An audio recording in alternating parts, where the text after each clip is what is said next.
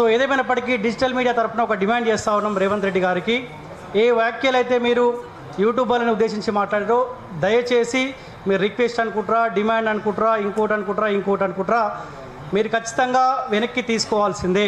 ఒకవేళ తీసుకోకపోతే రాబోయే ఎలక్షన్లు ఎక్కడ ఉప ఎన్నిక వచ్చినా సరే, అవి స్థానిక సంస్థల, లేకపోతే జూబ్లీ హిల్సా, లేకపోతే ఇంకొక ఎలక్షన్లో, ఏ ఎలక్షన్లు వచ్చినా కానీ రాష్ట్రంలో మార్పు కోసం క్రియాశీలకంగా ఏ యూట్యూబ్ ఛానల్ అయితే పనిచేసాయో 100% బాజాప్తే చెప్తాం. కాంగ్రెస్ పార్టీకి తప్ప ఎవడైతే గెలవబోతారో వాళ్ళకే ఓటేయండి అన్నమాట ఖచ్చితంగా చెప్తాం.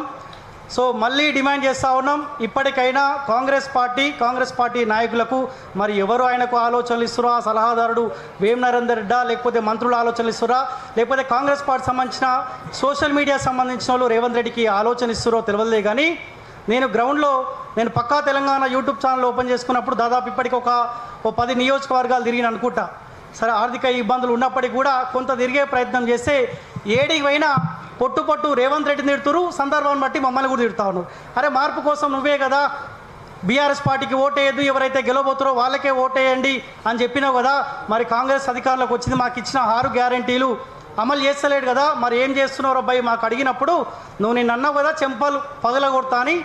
ప్రజలు మమ్మల్ని తిట్టినప్పుడు, మమ్మల్ని ఇబ్బంది పెట్టినప్పుడు ముఖ్యమంత్రి హోదాలో 6 గ్యారంటీలు నువ్వు ఇచ్చినావు కాబట్టి నీ చెంపలు కూడా బాజాప్తా వలగొట్టాలన్న ఆలోచన మాకు కూడా వస్తూ ఉన్నది. కానీ చెంపలంటే ఏదో నువ్వు మాట్లాడినంత భాష నేను చెంప వలగొడతానని అంటలేను. కాకపోతే రాజకీయంగా మీ పార్టీని నిన్ను బొందబెట్టే కార్యక్రమాల్లో 100% ఈ డిజిటల్ మీడియా ముందుంటుంది. మొదటి డిమాండ్ ఒక్కటే, ఏ వ్యాఖ్యలైతే రేవంత్ రెడ్డి చేసిండో ఆ వ్యాఖ్యలను వెనక్కి తీసుకోవాల్సిందే.